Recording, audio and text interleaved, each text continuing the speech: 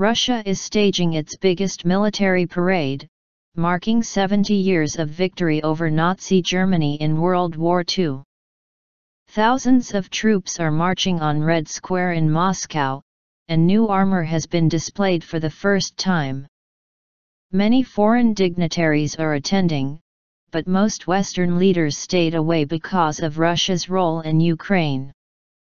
President Vladimir Putin said global cooperation had been put at risk in recent years. His Ukrainian counterpart accused him of justifying aggression. Russia denies claims by the West that it is arming rebels in eastern Ukraine. More than 6,000 people have been killed since fighting began in April 2014 in Ukraine's Donetsk and Luhansk regions. In his speech, President Putin paid tribute to the sacrifices of Soviet troops during World War II. He also thanked the people of Great Britain, France, and the United States for their contribution to victory.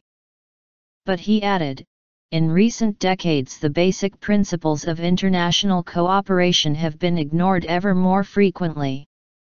We see how a military bloc mentality is gaining momentum. The remarks echo previous complaints by Mr. Putin about what he says are efforts by the US and its NATO allies to encircle Russia militarily. Meanwhile, at a wreath-laying ceremony in Kiev, Ukrainian President Petro Poroshenko condemned Russia's portrayal of his government as fascist over the past year. Obviously this is done with one aim alone, to justify the Russian aggression against Ukraine. The victory parade in Moscow started at 10 o'clock local time, 7 o'clock GMT.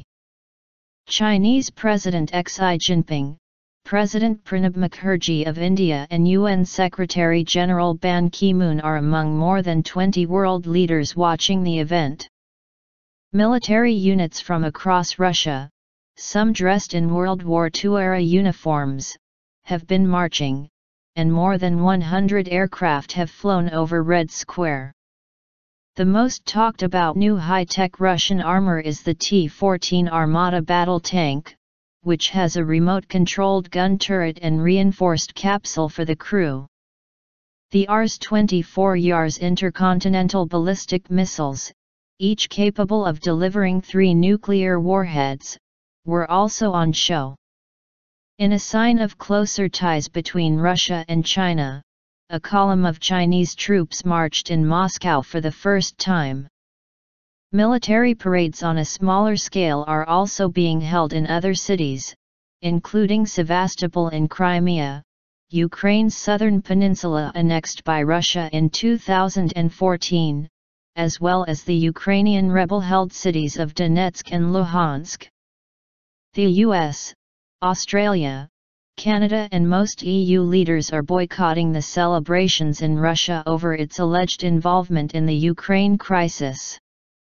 On Friday, Poland organized an alternative event for those leaders who refused to go to Moscow.